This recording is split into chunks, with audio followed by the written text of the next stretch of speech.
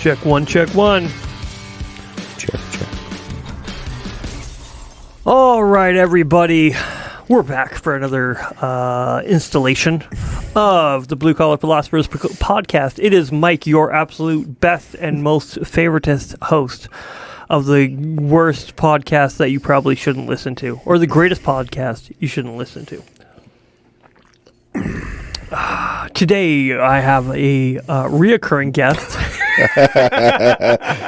Yeah. That we couldn't release the last go around because he is. Now, you guys have heard me talk, and when I say we can't release it, that should be saying something. Welcome back, Travis. How you doing, buddy? Not too bad, yourself? Oh, I'm doing all right. Yeah, work's treating you all right? Oh, don't even get me started on work. Don't want to talk about therapy for that shit. I bet. Yeah. You work Oilfield, and you have since I've known you. Yeah, pretty much since I was 18, I've been in the oil patch. Yeah, I couldn't imagine doing it for that long. That's. Before that, you were doing concrete. I did that in the summertime. I used to take off from. The patch and break up, and then I'd do concrete in the summer, running my concrete company, and then I'd go back to the patch in the winter when. So it was just. So you're a mean-looking motherfucker, and the only reason that I get to say that is because I know you. Yeah. So you shave your head. How long have you been shaving your head for? Oh man, since my 20s. Since your 20s. Yeah, early That's 20s. A long time. And it's weird because I'm not even balding. No. I mean, like I'm starting to get the hard hat, thinner hair on top, but I can grow a full head of hair. Oh yeah. Yeah, I never quite got around to. It just makes me more aerodynamic. All right, we need to give a little bit of background on you for other people that don't actually know anything about you. You were born in Alberta area. No, Fort St. John. Fort St. John.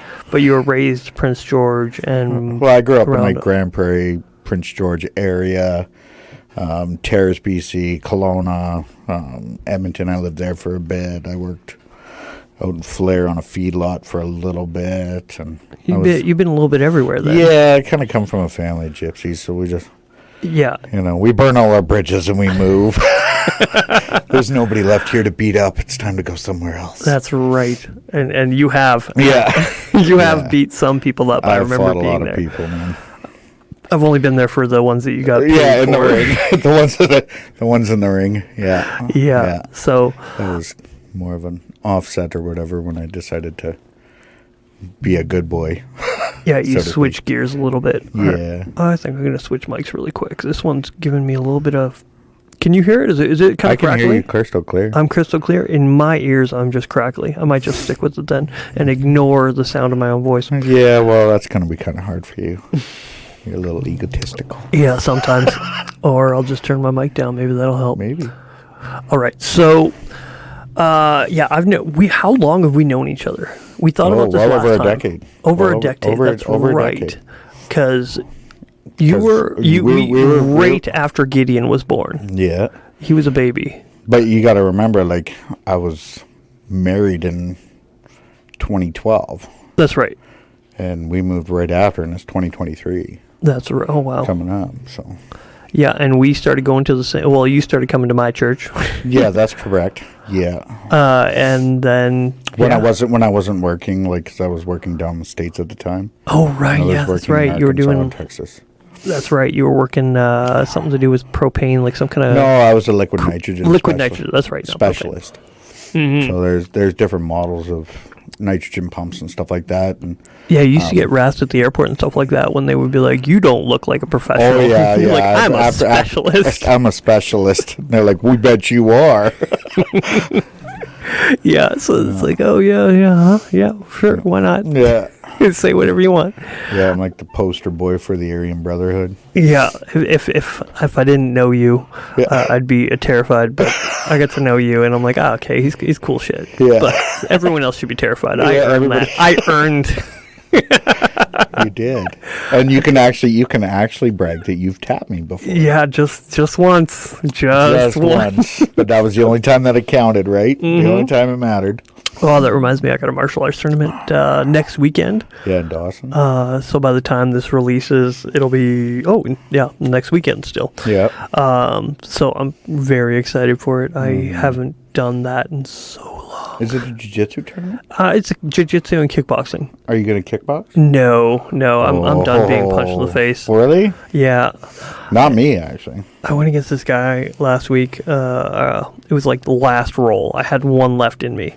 And a giant gorilla of a dude, just huge guy. And other people are like, hey, he's like trying to find somebody to roll with, and nobody's willing to roll with him. And I'm like, yeah, I think I got one of me. And I'm like, oh shit, all right, here we go. And this guy's so big, it just felt like he was almost toying with me, but he was getting frustrated because he couldn't throw me to the ground like he wanted to. Oh, you guys actually started on your feet. We started standing. Oh, good. And I know it always. Manhood. Yeah. You see, I start from the knees with some guys who are like, I'm going to drop. Like, they just drop to their ass as soon as it starts. Right, they pull guard, and I'm like, okay, why don't we just start from the knees? If we're going to get to the ground in 2 seconds. I like the tit for tat kind of, how are we going to get there kind of thing. Because it changes it. And this guy's so big that I'm like, we're going to end up on the ground, but if I can find a way for him to hit the ground first and take side control or something, then I have a snail's chance in hell of getting out of it. So, but it was still a chance. And it was a really good time just rolling with them and doing my best. These guys came up. It's like, you ever wrestled cattle? I'm like, not that I know of. He's like, same thing. Yeah, same thing. It's just, yeah. I've wrestled cattle. Yeah. I got kicked by a 1,600-pound Solaris bull when I was working on Dewey's Ranch out in McLennan. Oh, really? Yeah, it kicked me right down the trough line, busted a couple ribs. Oh, yeah. That would be... And that was before the days of video, so... Yeah, yeah, that was before everything was on YouTube and shit. Yeah, I'm not concerned about your health at all. I'm like, man, I just want to see that shit. Yeah, oh yeah. No, I would definitely want to watch that again. I wouldn't want to go through it, but I definitely want to watch it. Yeah, I remember last year when Devin broke his ribs. It was really funny. Yeah. Because I think it was last year or year before, he broke his ribs in a motorcycle incident. And he's like, yeah, I broke my ribs. And I'm like, oh, really? He's like, yeah, it hurts when I laugh. I'm like, perfect. Yeah. And I just made him laugh every chance I got because I just like fucking with him. Oh, yeah. I would have been like, that's the end of the conversation. That's it. No more talking. We're friends off for the next 5 months until I heal. Yeah. John Zielinski broke my ribs right before my middleweight title fight with James Williams. He's a kickboxer, right? He's a Taekwondo black belt. Yeah. Big ginger fella. Yeah. He's got more knockouts than all the UFC champs combined. I kicked him once.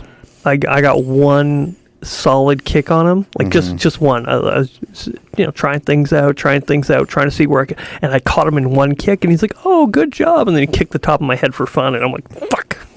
Oh yeah, I've made him bleed. I busted his nose, and I never got that close to him. He got me with a spinning back kick and knocked me across, and then when I came back, because like with a big guy like that, you want to stay on the inside. You don't want to be on the outside where it's all him. Yeah. So I was trying to get back in, and he ended up hitting me with I think it was like a body hook, and I just dropped my knees. I couldn't even breathe, and then after that, every time I tried to take a breath, it was like somebody stabbed me in the lung. Yeah. So. Do you know what I really appreciate about fighters is they're either super interesting characters, like they're not normal dudes. Yeah. Nobody wants to get in a cage with somebody else or a ring and just be like, let's see who knocks out who first. Like those aren't normal people in general. So I mean, but simultaneously they can be some of the most humble, nice guys. They're down to earth. They don't. Most don't want to get in a fight outside of the ring, like John. He just, if you didn't know it, you'd have no idea he's a banker. Can you imagine fucking being the guy to rob that bank? He's just like cracks his head. He's like, fuck yeah. Oh yeah, right. He's like, this is what we train for. But they're spinning heel cook from across the way. Yeah, and you just see some of these guys, even the guys that are in my jits class. You look at them; they don't look like pristine athletes. They don't look like brawlers. They don't look. They look. Fucking Mark Zuckerberg is doing jiu-jitsu now, and he's actually. Well, I mean, and honestly, anybody can do jiu-jitsu. Justin Bieber does jiu-jitsu. I think he's a purple belt now. Yeah, probably. But what I love about that is these people have these skills that go along with Brazilian jiu-jitsu. That's like it gives you the capability to literally control your opponents. Like, yeah, you're a great kickboxer, put it to the ground. If you only have kickboxing, you're losing it. But if that's why you need a well-rounded game. Well, that's why I'll say like any amateur MMA fighter can kick the shit out of any pro boxer. I don't care if they're Floyd Mayweather, because once they're on the ground, they're toast. And we've seen that with Randy Couture and James Toney. Oh, that was such a good one. I was really worried that I don't know. I know Randy Couture is smart enough where he wouldn't keep it standing. He wouldn't stay. Well, no, because playground. He was representing MMA. Right? He was like, "I'm going to do MMA. I'm going to do what MMA." So he did a single heel takedown and took it to the ground and just pretty much pummeled him. And so, and it's. But now when you look at it, it's always MMA fighters going over to boxing. Yes, because boxers won't play in that world. No, and MMA fighters make more money doing boxing. Yeah, they really do. They'll do it. They don't even care. Look at Ben Askren. Ben Askren is a perfect example of somebody who made a lot of money fighting Jake somebody. Paul, wasn't it? Yeah, Jake Paul, and barely a fight. But I mean, Tyrone Woodley did the same thing too. Yeah, but you throw enough money at a guy, fuck, I'll do it. I would. I wouldn't care. I would say it's strictly for the money. Yeah, I do not give a fuck. Heck, you tie my hands behind my back, beat the shit out of me. But I'm also one of those guys that'll fight you because it's cloudy out. Like, I don't really give a fuck about money. Yeah. So for a long time, I had a big chip on my shoulder because of my love of Brazilian Jiu-Jitsu, my love of wrestling and mixed martial arts, where I had a chip on my shoulder about boxing. I'm like, fucking boxers, they think they're all that in a bag of chips. Well, I was becoming all that, pretending or thinking I was, because, I knew a few chokes, I know an arm bar, and I know I could disable. But there is a beautiful art when it comes to boxing. Definitely. With so like the footwork and stuff, if you look at like Lemonchenko or Canelo, Triple G, like those guys, they're so diversified. Even like their fighting styles are totally opposite. Yeah.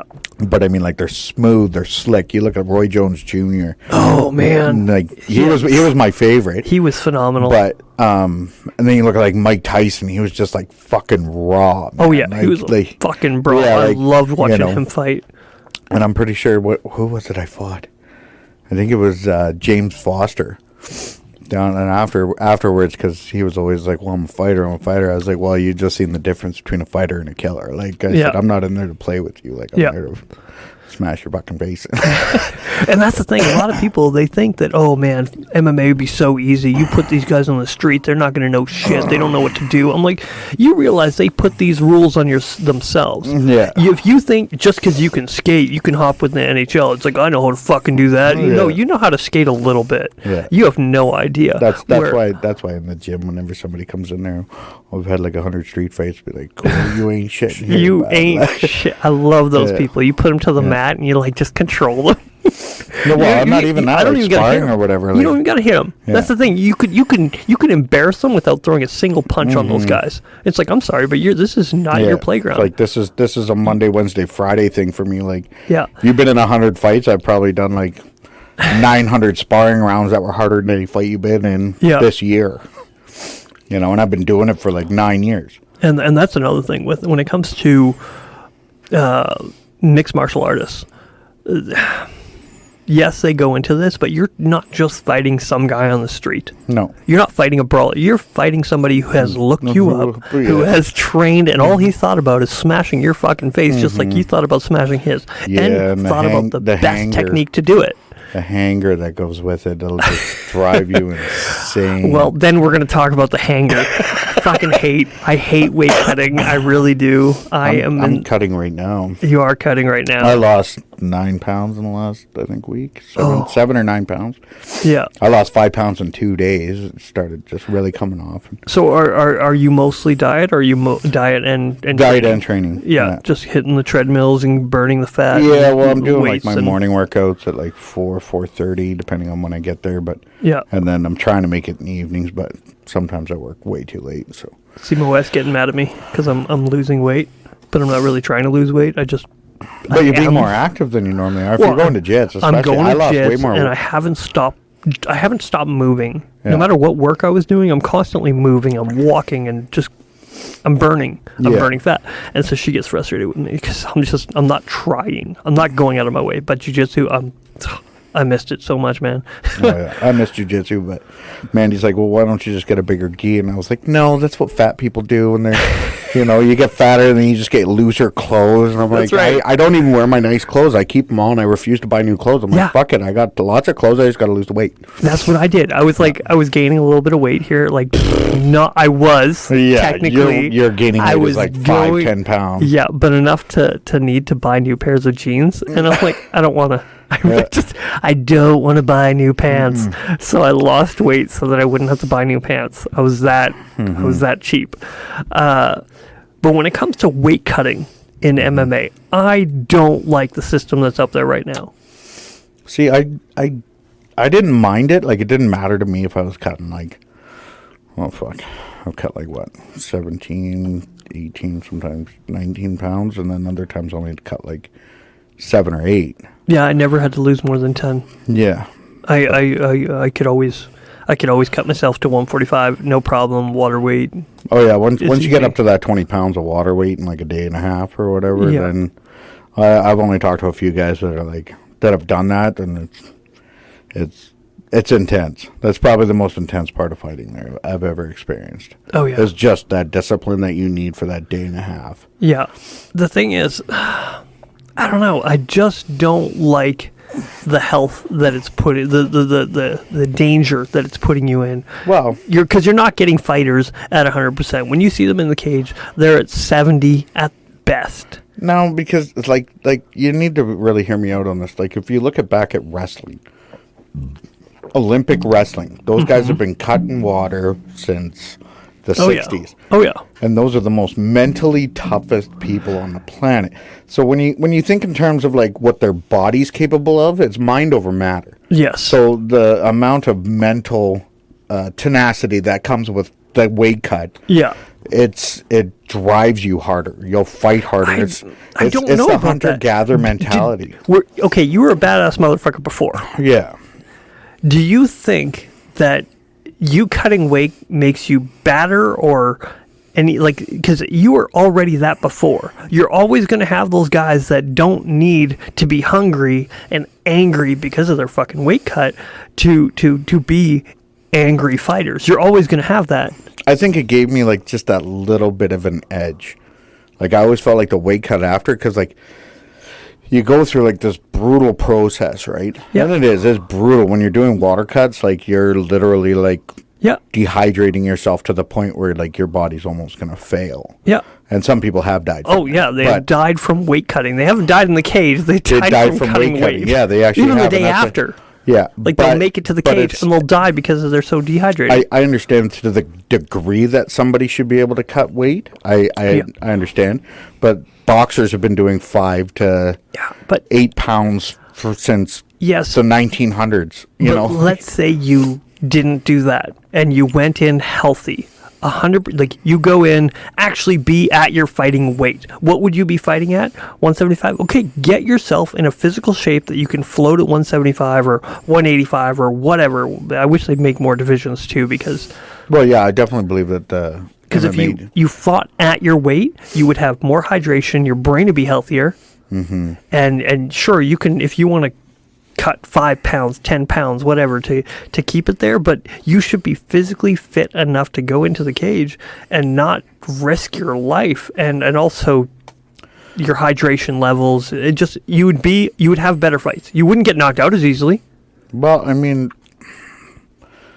I always feel like that last water cut, it gives you this extra oomph to be it always put me from being super aggressive to just being a killer. I didn't care how big Derek Apps was or how many wins he had or how much respect the rest of the MMA world gave. When I went in there, I hit him with everything, even the kitchen sink. Yeah. And I'm pretty sure you called the kitchen sink in the beginning of the third round. Yes, that was my favorite moment. Yeah. So in the middle of this fight, in the end of this fight, I'm like, fucking retire him.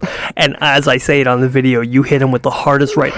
And I've noticed something as well. Every time you get kicked in the nuts, because you got nicked in the nuts right before that. I've been bagged almost every fight. And every single time it happens, that's when it's fucking over for the other guy. Because you're like, no, we're done. Yeah, we're done playing now. And then that's when I start knocking him out. Yeah, because again, do you need to be dehydrated to be angry about getting kicked in the nuts? I don't think so. I'm fully hydrated by the time I fight, though. I'm 10 pounds heavier. Yeah, then that's insane to me. That's insane. I stepped on the scale at 170 when I fought Brad Labakan. When that was at 3 rounds of just a massacre where I couldn't believe the ref didn't stop the fight. Yeah. But the fact that you stepped on at 170, I walk around at 165. Yeah, but I was walking around at like 190. Yeah. That was like a 17. I think by the time I actually got everything down, I was 186, and then I cut like 16 pounds or whatever the last 24 hours with the Epsom salt bath, and then I hit the sauna with Brad Stewart and Duncan for the morning. But I always had to start. Those guys are fucking beasts when they want to be. Oh yeah, well not anymore. Like both of them just go to Gators. I lift weights with them in the morning. Holy fuck, they're jacked though. Oh yeah, Brad. I love those guys. I don't get to see that. I got to see Brad here this summer briefly, and he's huge. He's a good dude. Oh, he's huge. Yeah. He's a big dude, man. And Duncan, same thing. I got to train with him back in the day before there was anything in Fort St. John. Yeah. He had done Muay Thai in Thailand and stuff like that, and just to jack his record up, in my opinion. But it's my opinion. Yeah. But yeah, they're good dudes. I love training with those. I remember when I was training strength conditioning through Mike there, and he was sponsoring me and these guys. So for our strength conditioning. And it was not me training with them. It was me trying to keep up. Just whatever they're doing, keep up. Yeah. And I did okay for my size. I was a lot smaller than they are, but I could only imagine how well they would have done if they didn't have to cut 10, 20 pounds before a fight. If they actually Brad had it down to a science. He only cut 10 pounds. And he did it like same day in the sauna. Like he'd start cutting at like 10 in the morning. By 2 in the afternoon, he was that weight. Isn't that crazy? Yeah. Like, and I would be there at like 7 in the morning, and I'd be cutting until 3. Yeah. And like trying to get the last little bit off because I had like an extra 7 pounds to cut. And when you think about pounds and water for sweating it out, it's like brutal. Oh, I can only imagine. Yeah. Mostly because I couldn't imagine. Well, there was that one, like the first time I did it, I couldn't even drive to weigh-ins. And so I had to call my mom to come pick me up. Oh, really? To take me to weigh-ins, and she's like, I'm taking you to the hospital. I was like, she thought I was going to die. I look like Skeletor from He-Man. I knew one guy, he cut so much weight, the doctor could literally smell the fat burning off of him. Like, if he didn't know, like, this doctor should not have let this guy fight. And he did all right. But he smelled like shit. He smelled horrible because of the fat burning. He spent your body so needs much time. Right?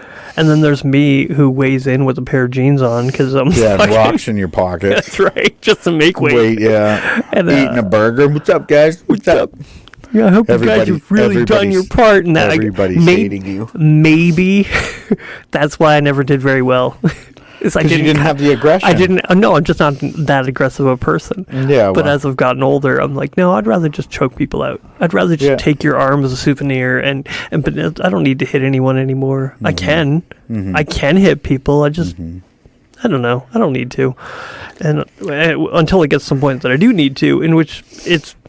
If you see me hitting somebody, me hitting somebody, you're going to be like, that guy fucking deserves it. Mike, he's done something. Yeah. Because Mike don't swing unless it's, absolutely necessary. Whereas if you see me hitting somebody, you'd be like, oh, he probably cut him off, or who fuck knows. Who fucking knows? Misgendered him. Yeah. Misgendered him. Assumed he might be a female. That's right. Or want to identify as one, asking what his pronouns are and shit. So I really do love what's going on with ONE FC right now. Yeah, I haven't watched anything of it. Haven't watched it? Okay, it is on Prime. And I have Prime. You have but Prime. I haven't watched it. You should watch Demetrius Johnson's last fight. Yeah. Well, he's a great fighter. He's phenomenal. He's always been very good. But I think the dynamic change of how you are now in their league, they go to world rules or some global rule initiative. I don't know what they're called. Yeah. But they're allowed to knee to the face of a ground opponent. And now, for those that don't know, a ground opponent is an opponent with anything more than his feet touching the ground. So if he's got even his knee in his hand or just anything other than his feet touching the ground, you can't knee him in the face. But in their rules, fucking giver. It can be laying on the ground and you could throw a knee to his face. Yeah. And I think that dynamic, I don't know if he was used to it or ready or he's been trained a certain direction for so long. Demetrius Johnson's fighter IQ is fucking through the roof, man. Oh, yeah. Like, I've watched that guy's like sparring videos and stuff, and like just the way he trains and adapts to like each person. He has to have so many training partners just to keep him on his toes to see something that he might not be ready for. Yeah. Like he was so slick. And that's where I've adopted a little bit from what he does. Sometimes he'll go against guys that are much bigger than him, so when he does go against smaller guys, he's ready. He's like, no, this is you don't hit harder than my training partners. Yeah. Well, I did the same thing training with John Zielinski and Brad Stewart. Those guys hit like fucking Mack trucks. Oh yeah. So they're able to do that while simultaneously going against guys your size. You're adapted to how fast they move. Because if you're going against only big guys, well, they're a lot slower. They're strong. I think John Zielinski would have something to say about that. Slower, not slow. Slower. Have you ever watched his highlight reel for knockouts? No. It's an hour and 37 minutes long. His longest video cut in that is 10 seconds. That's awesome. That guy has hundreds of knockouts. Hundreds. Yeah. Like he's still going against guys that are his size. So even if he's fractionally faster than them, he can do very, very well. Where if he's going against a guy, let's say Mighty Mouse's size, never happened in a million years because there's such a massive weight and size difference. But Mighty Mouse, he's so quick and so fast and technical. Like his knowledge is so much more. If it was just a straight stand-up fight, I would put my money on John Zielinski over John Jones. Like really? In his prime. Absolutely. Why do you think Zielinski never quite, made the effort He came from such a traditional martial arts family. Like, kickboxing would have been the farthest outside of Taekwondo that he would have went, but he would have done, like, phenomenal. But, I mean, everybody makes their choices, right? Like, yeah. He was much more of a traditional person. He became a fifth or sixth degree black belt. Okay. In Taekwondo. Like he got his last grading there right before he moved down to Kelowna. And he's just the guy. What he can do for his size is absolutely phenomenal. Like there's no way that John Jones would have been able to stay out of his reach. He doesn't move as fast. Like John Jones moves like a welter, or John Zielinski moves like a welterweight. Yeah, and John Jones. And he's 260 pounds, 250 pounds. Really? Yeah, I didn't realize. Like when he was in great shape, he would be down at 220. Yeah. So I think he could have easily made like the light heavyweight. That's division. the John that I. Yeah. Yeah. Oh, well, just imagine that fast John hitting like hard. Yeah. Really hard. Okay. Yeah. Yeah. No, so back to what I was saying about Mighty Mouse there. So he got kneed in the face and it knocked him out. And he did the same thing. They fought hard and they got close a couple times because they're both very good fighters. But then when it came time, I think he went a left-right, knocked the guy to the cage, and then he did a flying, like he ran at him and kneed him into the cage the face. And at that point, he knew it was over and he did a walk-off. He's like, bam! And then the ref went to go break it up, and Demetrius was over here already. He's like, no, fuck this. I know it's done. You have to tell me. Guys that have like crazy knockout records, like Demetrius Johnson does, whether it's in sparring or on the show, it's like once you know when you hit that good hit that you feel, just got that button. Yeah, it's the hardest punches I've ever thrown. I never even felt like the ones like I didn't feel the connection. Like when I hit Derek Apps, I didn't feel the connection. Like my fist was going through him like butter. See, when you hit me, I felt the connection. Yeah, you did. I barely felt it. Yeah, you. I think we threw a complimenting left-right. So I did a left-right. You did a left-right, from what I remember, but I don't remember much. Well, you started to throw the right, but you connected yours. It was a jab. But I dropped my head into it. You did. And you hit me square in the head. Yeah, you said you felt it all the way down your spine. Oh, yeah. I felt my spine like clank. I hit the mat, and it didn't knock me out. It knocked me down pretty good, though.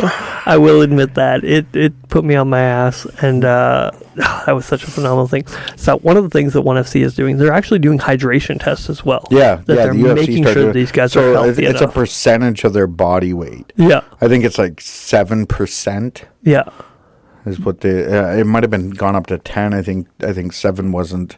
Which is causing guys to miss weight, though. Well, it is a downside of it. Guys are not making weight, including girls. Girls and guys are both not making weight. Girls cutting weight is way harder. Yeah. Because girls have a lot more body fat percentage. Yeah. So it's harder for them to cut the water weight because they don't have a whole lot of muscle to drain it from. Yeah, and they have a lot more. Some of them have more fat to choose from. Yeah, Well, I mean, they can cut as much as they want, but they're never gonna destroy that part of the anatomy without surgery. Mm-hmm. And so it's unfortunate because some of the girls in this league, man, they're phenomenal. And what I love they're doing is they're doing Muay Thai, they're doing kickboxing, they're doing MMA, they're doing jiu-jitsu. The girl fights are turning out better than the guy fights in a lot of them. Like you look at like Thug Rose and Joanna. Yeah, you should watch some of the 1FC ones. They are so good. Yeah, but it's all Asian.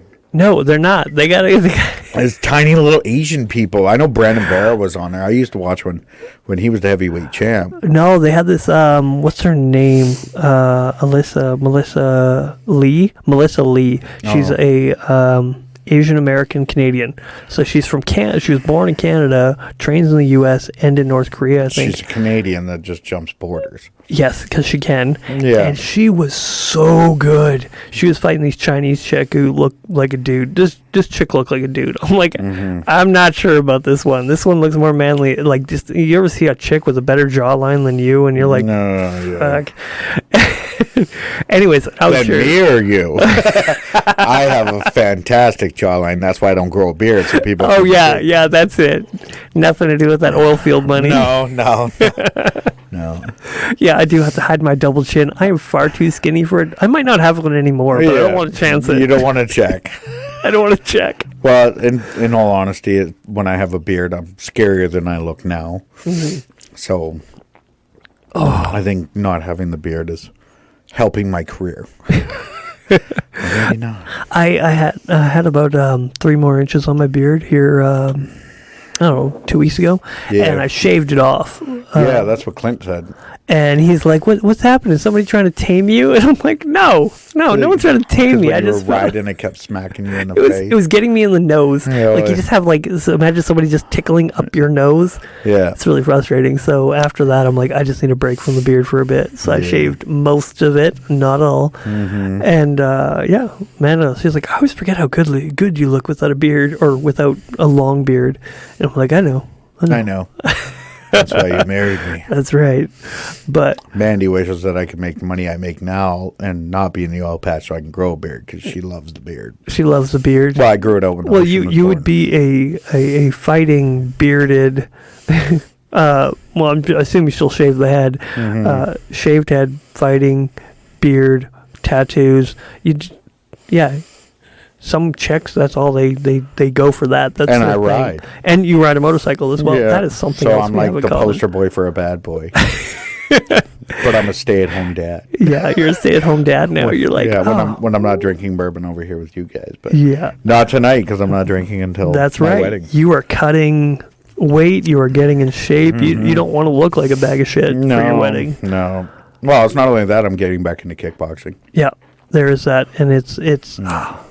I decided not only do I want to be an MMA champ, I want to be a kickboxing champion. That's too. Right, because you were an amateur champion. You were a champion. But the thing is, I think amateur, it's a technical thing more than anything else. I wish you would have gone pro. I know you wouldn't have made the same amount of money because of how your guys' dealings worked out. But, it's something about seeing pro on your record. Well, yeah, but I mean, like I watched, I was right up there with Alex Martinez and Saeed Misrael and all those guys, and they went pro and they went all the way to the championships. Yeah. You know what I mean? Yeah. And I didn't think that either one of those guys was particularly much better than me if they were. Like, as far as like skill went when we were rolling or whatever, you know.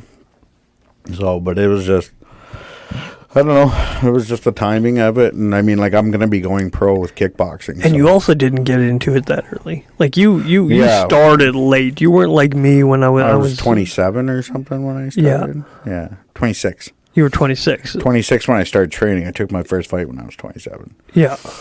So, yeah, and I was the co-main event for my first fight.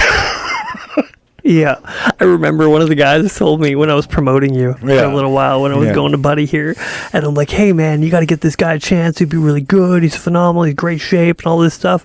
And then he came to me after. He's like, why did you hype this guy up so much? Like, he's not what you said he was. Yeah. And I'm like, if I was going to sell you a fighter, do you want me to tell you, yeah, he's a little piece of shit, but, you know, he might be able to sell tickets? Or are you going to want me to hype him up? Because you became amateur champion after that, like shortly after that. Yes, I didn't. And even that fight, I had fight of the night. Yeah, for sure. Yeah.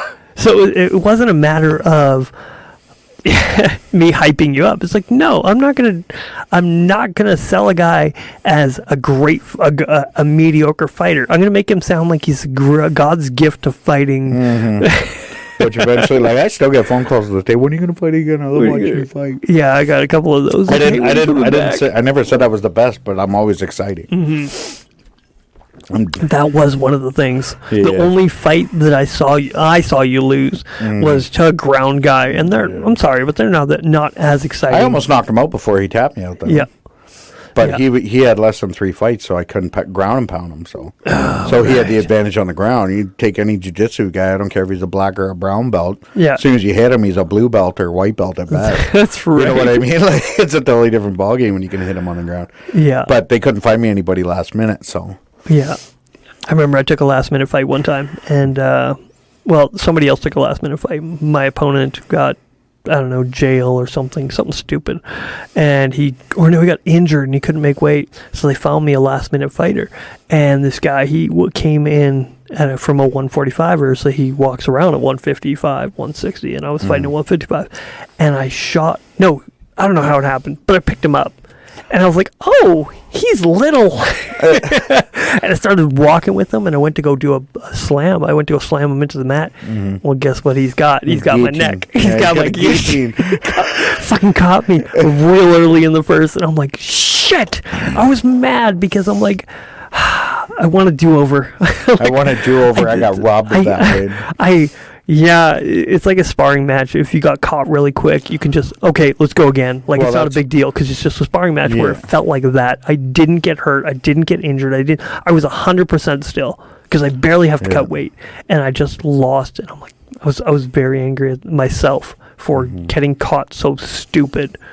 Yeah, that fight I lost to Dylan Main, I didn't feel like I got robbed on that fight. I felt like I got robbed when I went to IMAF Champions.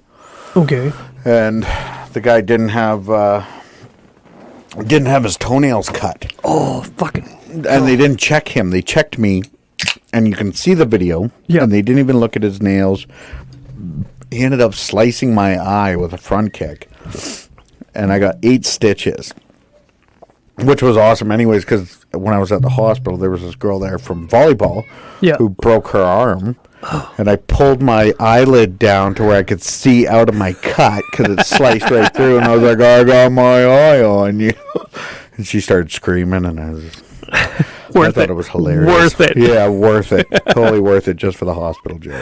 That's so funny. Yeah. Oh, yeah. I remember after one of the fights that I had, this one guy, he got beat pretty hard. He had a bad fight. Like he had a war. He went through a war. Yeah. And he had to stay for like the official doctors. He couldn't just have some doctor. He had to have actual doctors come and look at him and check him out. And he's like, well, I'm hungry. So he had an official following him around because of just the way it was. And he ordered pizza. Well, you make friends with people that are in the same locker room. Yeah. And he's like, you want a slice of pizza? And I had just finished my fight, too. It was a good fight. It was my last fight, actually.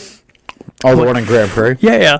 I was like, fuck yeah, I want pizza. So I'm eating pizza with this guy who just looked like hamburger meat, man. He beat the shit. He had a good fight. Yeah, well, I love that one. Like, I like those long, drawn-out wars. I don't like those quick ones with, like, a knockout in the first round or whatever. I mean, it's kind of a relief because it's like, oh, thank God. But then, like, when you go through one of those wars, like, just where you have to dig everything out of the basement to fucking win. Yeah. Those ones is like, I always find, like, after that fight, I'm a better fighter. I gotta show you my buddy Nigel's fight. He had a phenomenal, like, this kid was swinging from the backyard. He was telegraphing his punches. So bad. Horribly. But guess what? He connected. Oh, no way. Yeah. He just needed one. That's all he needed. Yeah. He's fucking swinging. And he finally connected. He's like, whoa. Even he was shocked. Yeah, it was on the button. Nice. Yeah, he's a good dude. I like that guy. Yeah. He was on our first Building Brotherhood. It was shortly after we talked to you. And I'm like, hey, what are we going to call this kind of series of having guys like you on? It's like, we're going to call it this. I don't know. And I'm like, oh. And then, I don't know. I think it came to me. I'm like, Building Brotherhood. Oh, and I was hoping you'd be our first. And then just didn't work that way. And I'm like, all right, cool. But Yeah. so far, there's only been 2, so it's all right. But, yeah, there's something to be said. I listened to this other podcast, Babylon. You know Babylon Bee, right? No. Okay, they're like this satirical Christian web design thing where they create memes and stuff like that. Like, just any kind of... They're hilarious, but they're from a Christianese. They're getting very mainstream. They've been banned off Twitter. Anyways, every single one of their things, they do 10 questions, and they start with, like, oh, are you a Calvinist or Arminian? Are you this? Are you that? And then they're like, have you ever been punched in the face is one of their things. And I'm like, man, I would love to be on the show because, yeah, of course I've been punched in the face. Yeah, a lot. Half their audience is like, nope. And I'm like, you guys don't hang out with some cool people. They even had Elon Musk on. Oh, did they? Oh, yeah. He's never been punched in the face, has he? I don't remember. But he did. And they always end it with this horrible thing of, will you accept Jesus Christ as your Lord and Savior? And they put on the soft music. For Elon Musk? Oh, they do it for all their guests, even the ones that are like philosophers and theologians and the people they know are Christians. And then they have people that are not Christians at all on, and they'll still ask the question. And some guys are like, I'll pass. Are you sure? Are you sure? Might be your last chance. This is it. This is all you got. And they even asked Elon Musk that. He's like, I'm gonna have to hold off on that one. But Elon Musk likes them, so I'm like, yeah, it's a good listen. They have some great little videos. What's it called? Babylon Bee. Babylon Bee. They've got a Facebook. They got Instagram. They got kicked off TikTok and Twitter. Well, that's because TikTok's owned by the Chinese, and the Chinese just... Or did they get TikTok? I don't know. I know they've been kicked off Twitter. No. Well, fuck Twitter and fuck TikTok anyway. I really do feel like people who use Twitter more or less live in their own kind of world.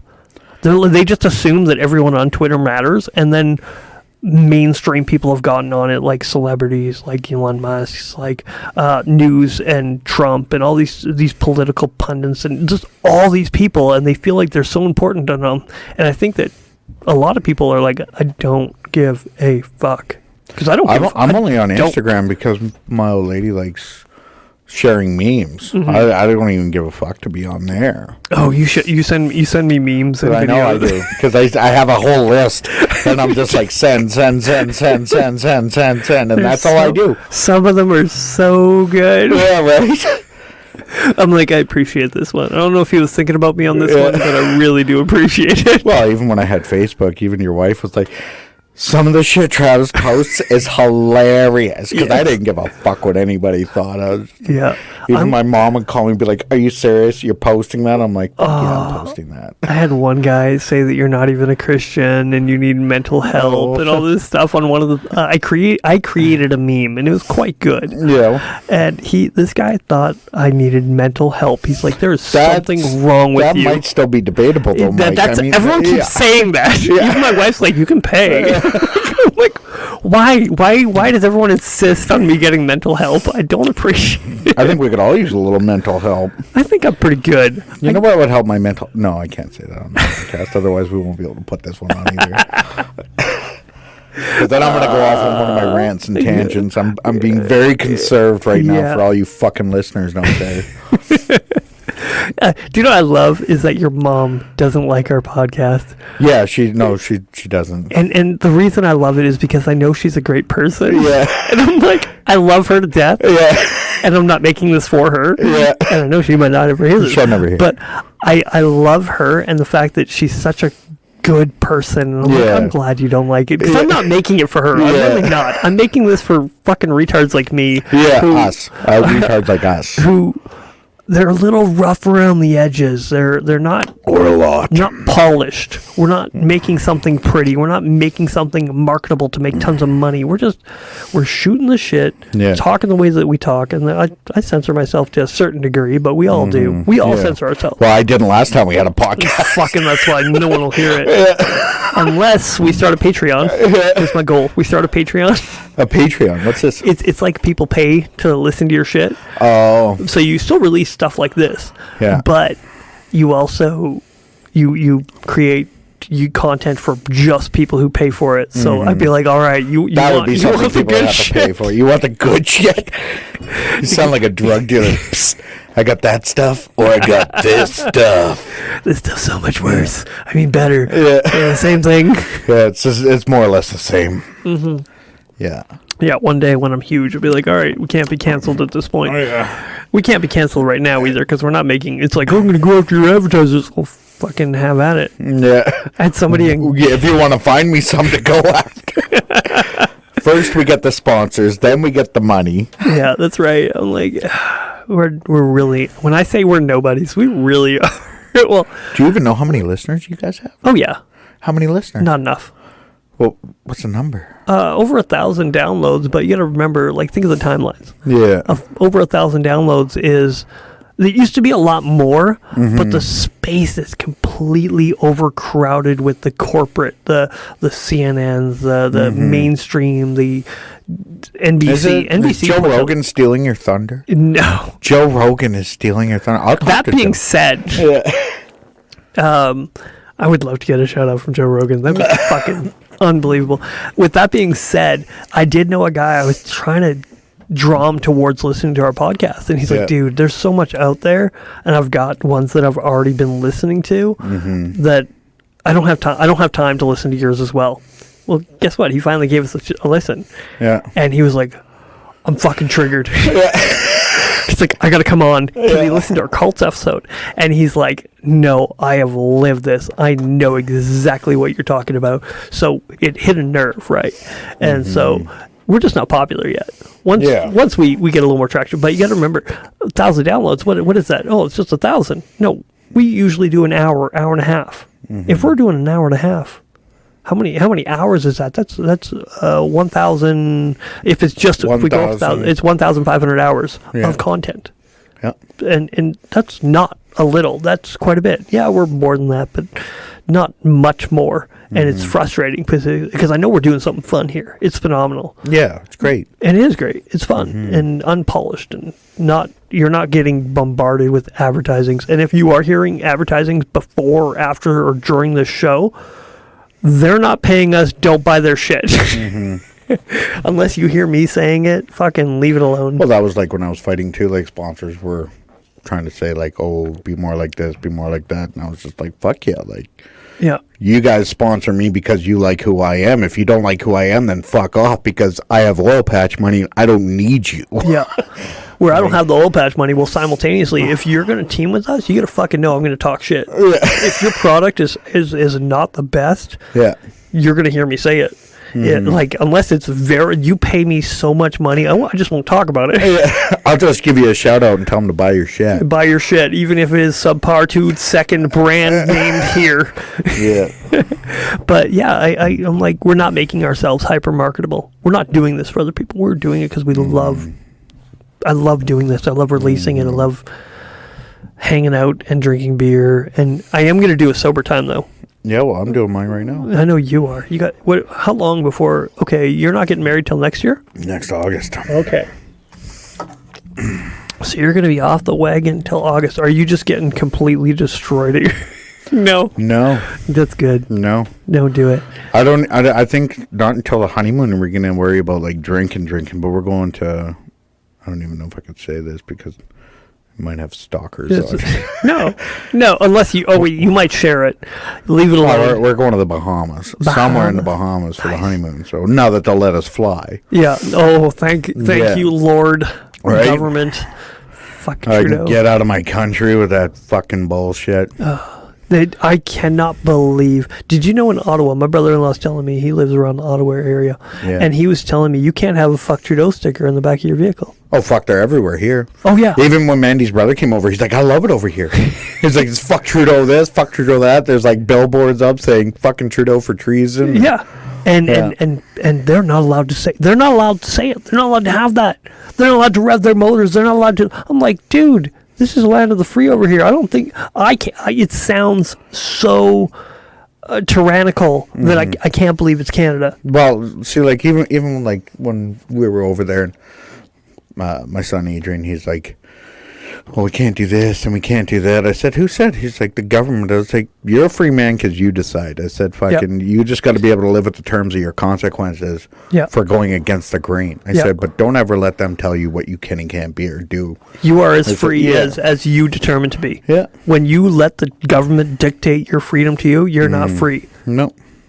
Like even and that's why I never followed any of the rules when it comes to that shit. I mean, I was always a little bit rebellious when it came to that, but I said, fuck him. Like, he's no better than me, and I didn't put him in charge. No. He doesn't speak for me, and I don't care that the other party fucking does this or that, because when the Liberals aren't in power, they're the most far fucking left retards with, let's go with the Gay Pride Parade. Yeah.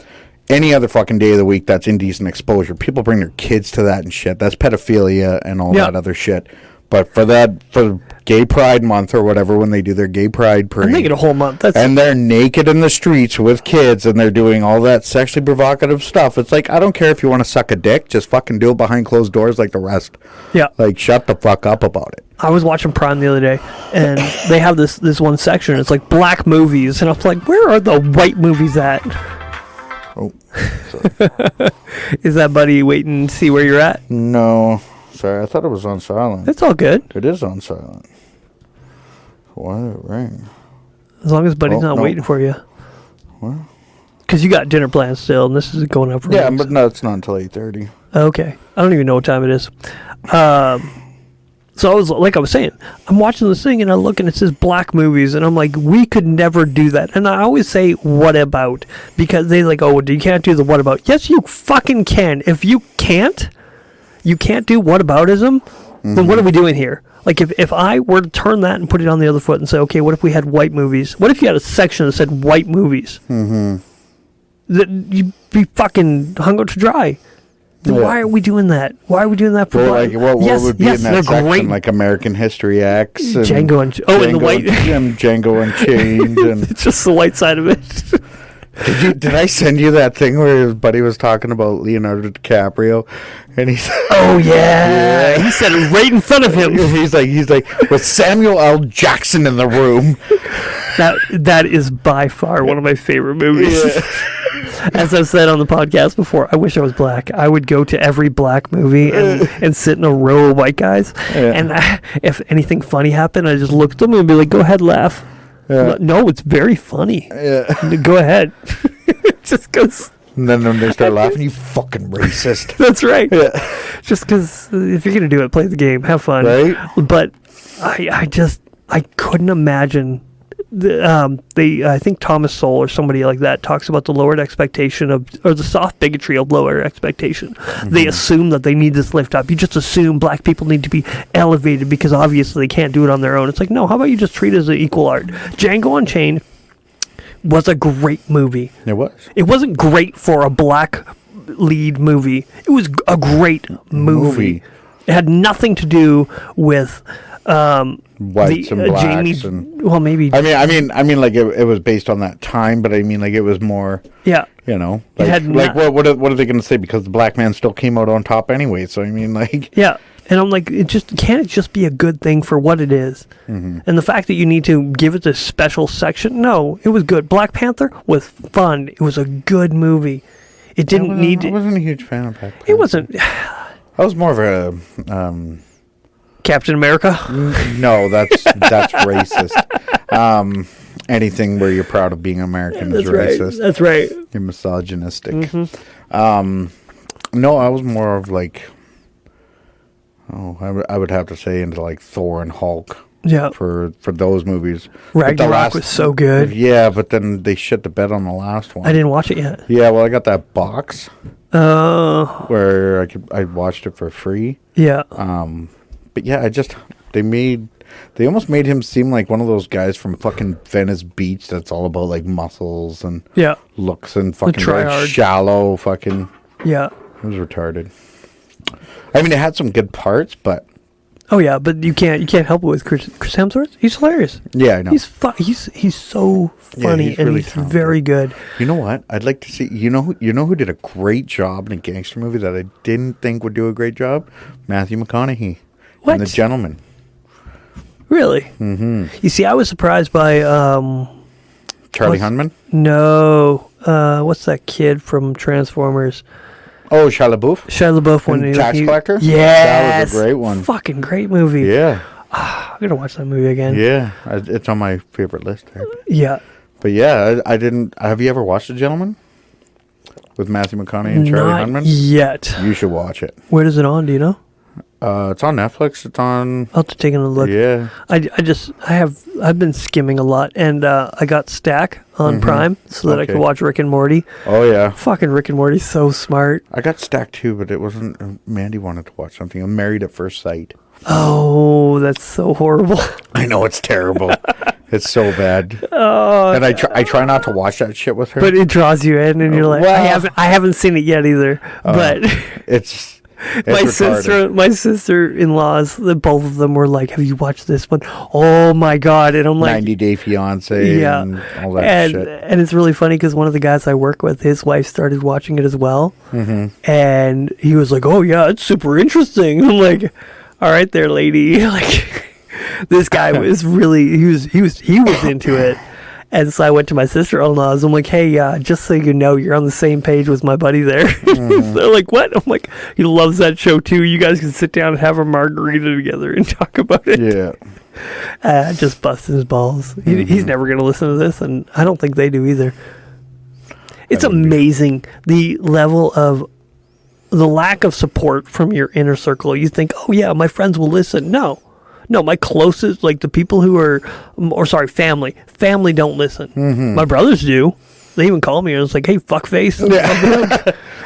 Huh? And they're like, "Well, you swear enough on the podcast. I figured I could do it here." I'm like, "Yeah, but it doesn't sound natural coming out of you." Yeah, you're trying. You're reaching for greatness. You're not there. Yeah, I don't have to try. It's not like I'm going out of my way to make every other word a cuss word. I'm speaking. I think. Maybe. Am I trying? Maybe. I don't know. Maybe a little bit. I've heard you swear so much that it's just like whatever. I mean, I sprinkle fuck on everything like it's a topping. Do you think that part of the influence could be the oil patch, level that they have there? Well, like you always hear like people swear like a sailor. My whole dad's side of the family is a bunch of fishermen and.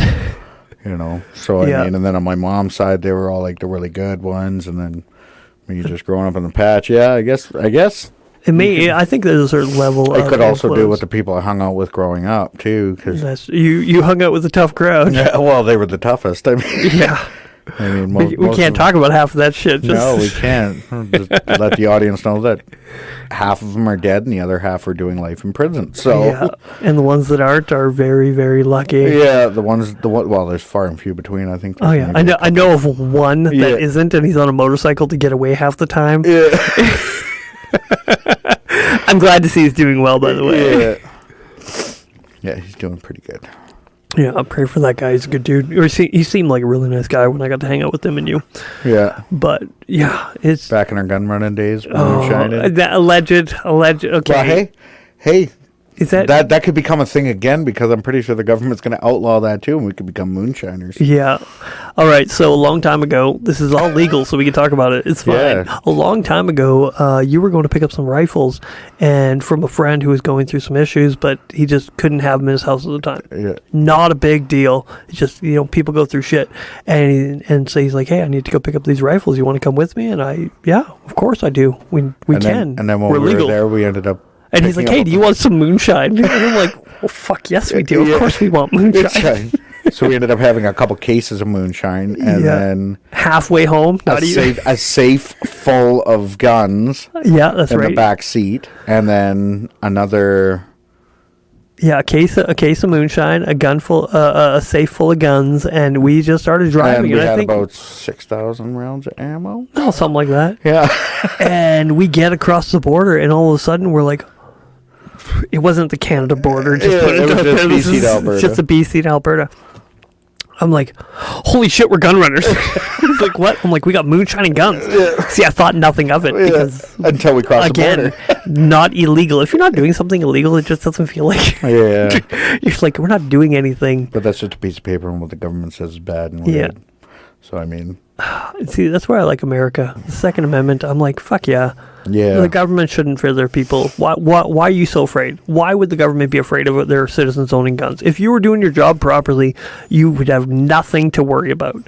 But these fucktards in government are so terrified of their citizens being armed. They shouldn't be. Yeah. If they're well educated and well, I don't even think educated. Like you don't have to be represented. Well represented and well educated.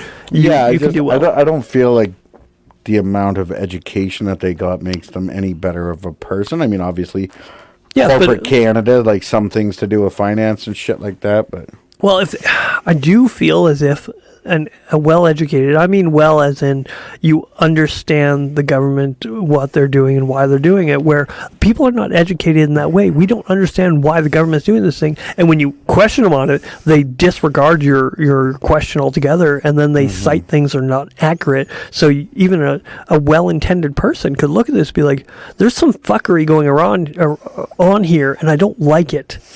I don't like what's happening right now. I don't know why it's happening.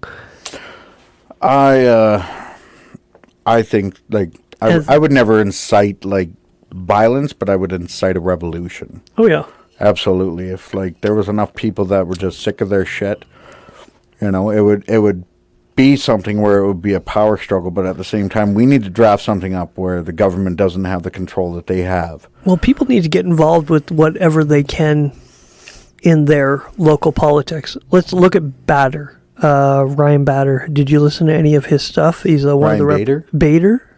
Yeah, he was like a light heavy. No. He's a representative out of Ontario.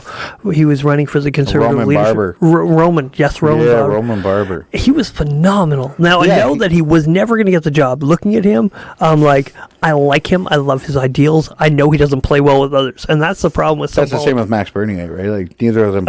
He was fucking so good. I listened to his stuff. I would want a prime minister that's been arrested for standing up for my rights. Yes. I would want that for a prime minister. Yes, but he would never get it because that's exactly what we need, and he doesn't. People don't like hearing the actual truth of what we need as a country. No, and that's the same thing with Pierre Poilievre. He's a douchebag. He's our douchebag, but he's a douchebag. Well, I don't on some things he's just. I don't think he's relevant, and then other things she's bang on, nail on the head. You know what I mean? He's like sandpaper. Okay, you ever do the bit where you get a piece of sandpaper and you rub it on a new guy's neck and you just rub it, just a slight rub, and as they work throughout the day, it just gets irritating after a while. He's like that. He's abrasive in that way where he might say something and it might not irritate you at the time, but it's going to irritate you later. I like how he's on Trudeau like a pit bull in a pork chop. You know what I mean? Like, yeah, that's what I mean. He's a douchebag, though.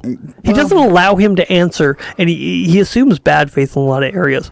But he's our douchebag, and the fact that Trudeau never answers shit really does bug me. If I was in the House of Commons and Trudeau, if I asked Trudeau a second time why he wouldn't name the Iran group a terrorist group, I would hop over the balcony. Yes, I know what you would do. Shit out of him right in the middle of the House of Commons. I know what you would do, and that's why the people who should be in government are not in government. And the people who shouldn't be are, because they really know how to mince words and they know how to twist things, and I really do believe that the people who should be there are not there because they know better. They're smart enough to be like, why the fuck would I would put myself in with these people, these pit bulls? Even the people in your own party will rip you apart if you have any bid for power. They had to fight for it. I would literally fight them for it. I'd be like, if you want power, you gotta fight for it. Step in the ring. Yeah. Who wants to step up? It's just like, girls, I don't care. I'm a feminist. We're all equal here. Yeah, well, let's see it. We're not equal till we can punch you in the face. Equal rights, equal fights. Oh, it's so painful for them. Not for me.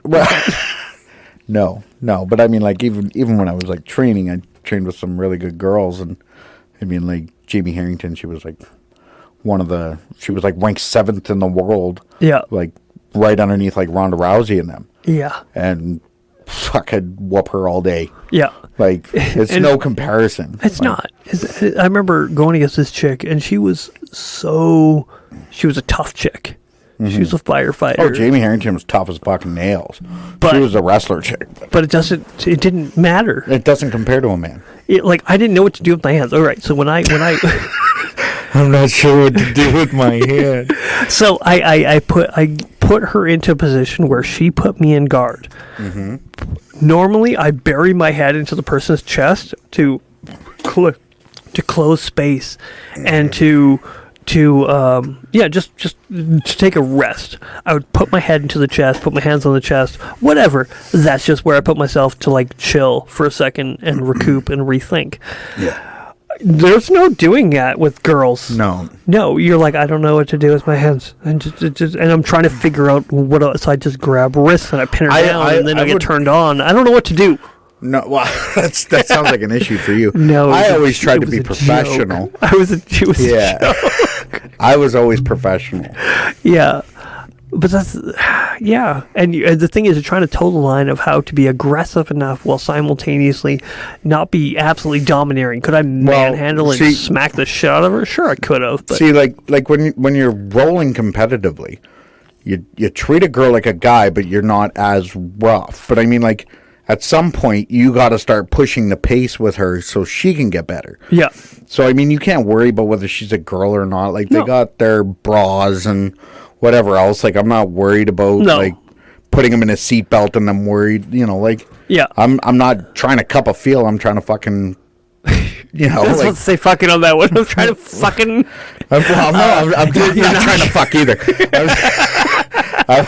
I'm trying to be professional by giving them the courtesy of treating them like a guy. Yeah. Because when they're in a real situation, the guy's not going to care how she feels. Yes. You know what I mean? And that's where I even asked her. I'm like, okay, I went to her. I'm like, okay, how do you deal with this? And she's like, I have no idea what you're talking about. Because I'm like, I don't know what to do with my hands. And I told her because I've never wrestled that many girls. Mm-hmm. And when I did wrestle girls, I was very cautious because I'm like, okay, I need them to feel, one, that I'm not there to hurt them or threaten them, while simultaneously knowing I'm going to put the pressure on.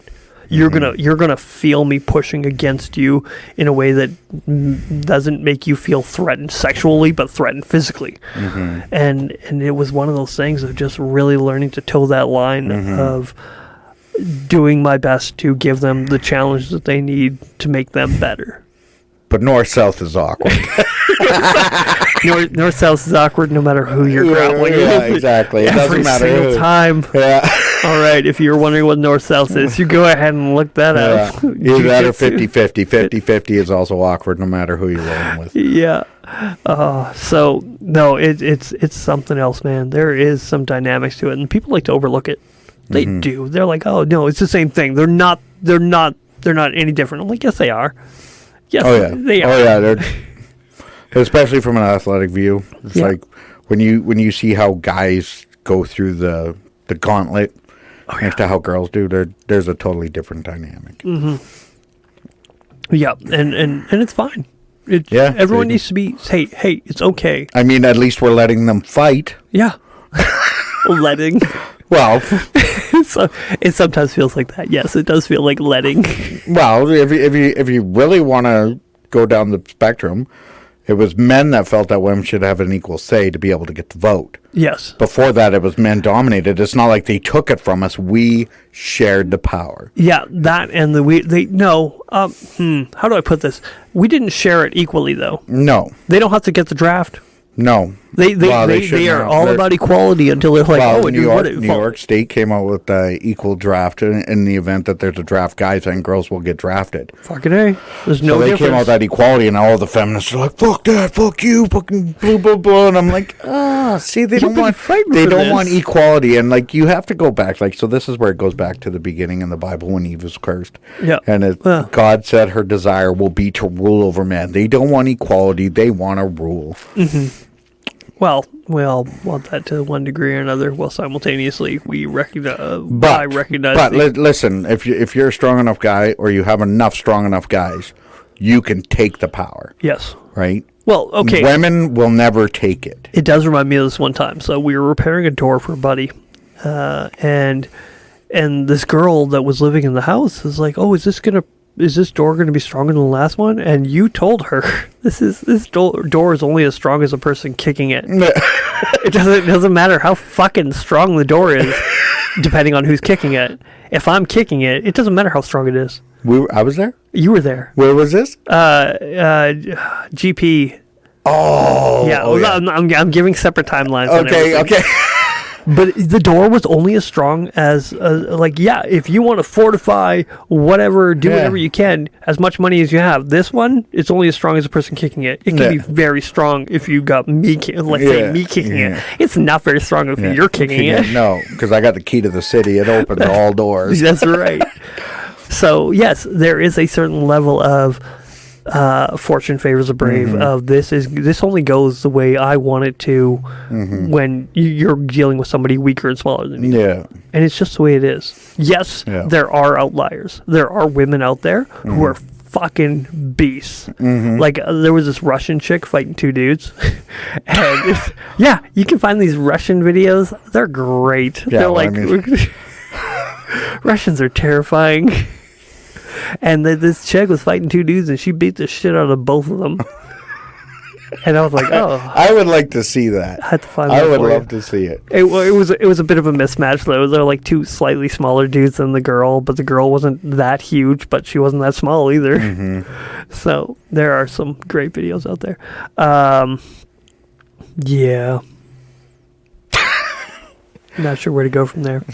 With that being said, I think you got to get going, and I got to pee like a racehorse. Okay. And, hey, do you know what that means, piss like a racehorse? No. Racehorses, while they're running, they'll pee. Oh. So they do it on the go. So when they say piss like a racehorse, it actually comes from them running and pissing. Running. So I'm not going to do that. I would hope not. That would be embarrassing for one of us. Because I'm never going to let you live that down. Good. There's a lot of things that I've done. Yeah. It's funny because I once almost grappled a girl. Yeah. They're like, hey, Mike, do you want to grapple this girl in this tournament? I'm like, nope. Yeah, because if I win, I'm losing. And if I lose, I'm losing. That's right. There's no winning. I have friends. I have real friends, and they will never let me forget this shit. Remember that time you had to wrestle a girl at the tournament just to get a win? Remember that? The only reason I almost got to wrestle her was because her opponent was on her period or something. I don't maybe. That's my guess. That's why she couldn't make it. It's a horrible guess. Do you know our outro? No. Well, I say God bless. Okay. and you say the other part. You've listened to all of them, I assume. Yeah, but You don't want to say what do it? you say? God bless you all. No. What? I'll do it all. God bless. Don't be a dick.